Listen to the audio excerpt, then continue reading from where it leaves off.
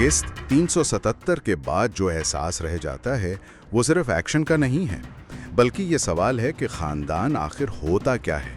क्या ये सिर्फ खून का रिश्ता है या कुछ और? इस किस्त ने तो सब कुछ उलट पुलट कर रख दिया है। बिल्कुल, और उसकी शुरुआत ही भाइयों की इस कश्मकश से होती है। जी हाँ, और फिरात? जी, एक तरफ फिरात है जो शर्मिंदा है, भाग रहा है, और दूसरी तरफ जिहान जो गुस्से में भरा हुआ है। लेकिन फिर उसे वो नसीहत मिलती है। हाँ, कि माफी दूसरे के लिए नहीं होती, अपने लिए होती है, खुद को बोझ से आजाद करने के लिए।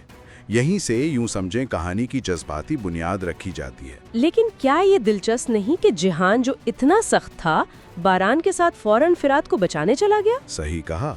ये इसके अंदर का तजाद दिखाता है ना कि खानदानी गैरत जो है वो गुस्से पर हावी हो ही जाती है। यही तो लिखने वालों की चालाकी है।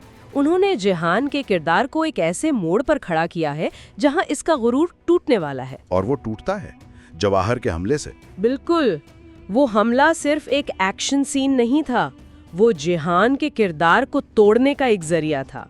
गोली फुरात को लगती है, लेकिन असल में जख्मी जिहान होता है। जज्बाती तौर पर वो पछतावा कि काश मैंने उसे माफ कर दिया होता।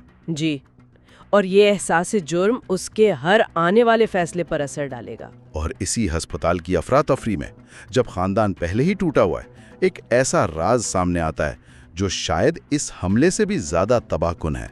आज़ादी साहिबा का एतराफ हसन के सामने। ये सिर्फ एक राज नहीं है, ये तो आज़ादी साहिबा के पूरे किरदार को ही बदल देता है। अब तक तो हम उन्हें खानदान की एक मजबूत सरबराह के तौर पर देखते आए, लेकिन ये इंकिशाफ कि फुरात कुदरत का बेटा है, उनके हर पिछले फैसले पर सवाल उठा देता है। क्या वो फुरात की हिफाजत कर रही थीं या अपने गुनाह को छुपा रही थीं?